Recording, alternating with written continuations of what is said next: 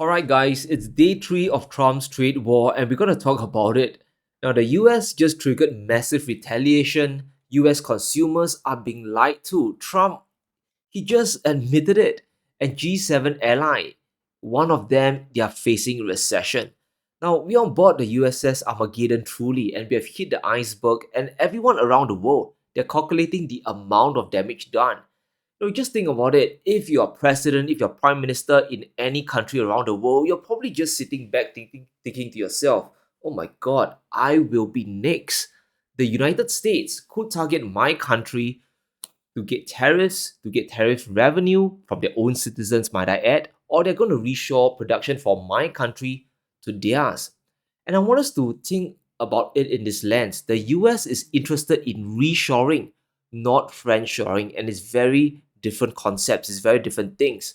And they dare to do it because the world is addicted to the US consumer market and the dollar system. Everyone is trapped there currently. So Trump, at least in his mind, he thinks he has the law of leverage. Now, short term, sure, he might be able to squeeze the world for incentives for what he wants. However, long term, it's not gonna work. Now, think about this. Over the last 24 hours, Canada, they have declared counter tariffs that will hit $105 billion worth of US goods. And we already have US products being removed in Ontario stores. Now, sure, it'll start from liquor, but you can kind of expect it to move to more hard goods and even groceries. A lot of goods coming from the United States into Canada, they are going to be blocked, especially those coming to the grocery chains, right? The margins there are extremely tight, 5 to 10%. Anything above that, the producer, the exporter will suddenly go unprofitable. So Canada's 25% tariff is going to have a very outsized impact. Now, just think about the Canadians, right? If you're Trudeau or the ordinary Canadian people, this is more or less a betrayal. What's the point of following US orders if ultimately you get punished? Now, just think about it. Sure, you follow the US all the way for their proxy adventures in Ukraine, right? And if you're Europe, you seize Russian assets and you sell more to the United States. But what do you get in response? You don't really get any benefits. Instead, you get punished, right? Think about it. Canada's already selling cheap oil to the United States at anywhere from 15 to 20% discount. And we all know what that means. The cheaper oil a country gets, the easier it is to manufacture and turn it into goods so their own exports gets more competitive.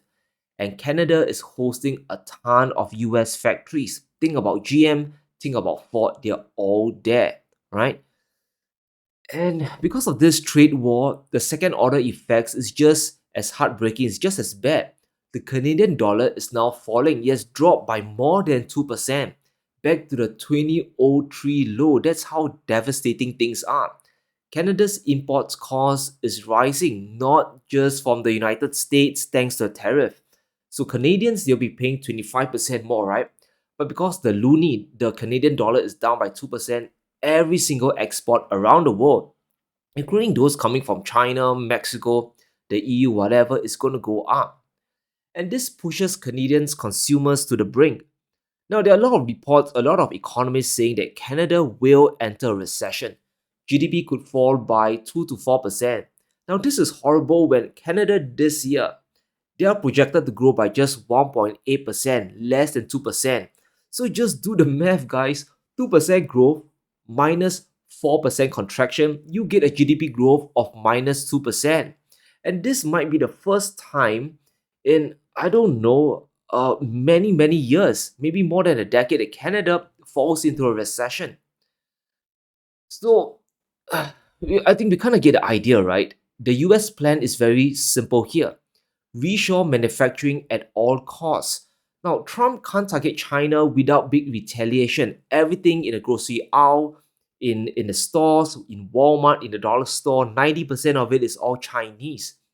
So the weak spot, the soft underbelly, so-called the weaklings, are his allies. What Trump wants to do is to punish his allies, reshore production back to the US in order to emulate China. He wants to turn the US into a manufacturing hub. Now, there is a reason why so many companies in the world they base their manufacturing in China. A lot of first world companies like Japan, South Korea, Singapore, Europe, they all send a lot of production to China. And why? Because China does it with a lot of incentives. You have cheap energy there. Just think about the supply they're getting from Russia, right? We have very robust ecosystem and supply chains. So China is dangling the carrot to countries around the world. Hey, manufacture with me. We'll give you a very good price, and then you can sell it to the rest of the world competitively. But what Trump's economy is doing is taking a big stick and clobbering people. So his economy will always be under fire. He's using punishments if you don't manufacture on US soil. Fine, we'll punish you instead. So not only is your exports going to cost more, well, if you don't, you're going to face a 25% tariff. So this is just unthinkable. It's insane.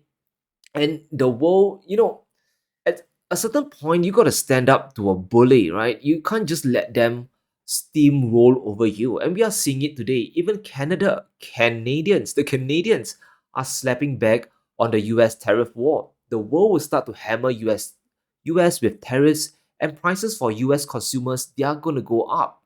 And this brings us to something startling, something that everyone knows who really pays the cost for US tariffs. It's not China, it's not really Canada, it's not really Mexico, it's the US consumer. And now Trump he's finally admitted something that even a 5-year-old child knows.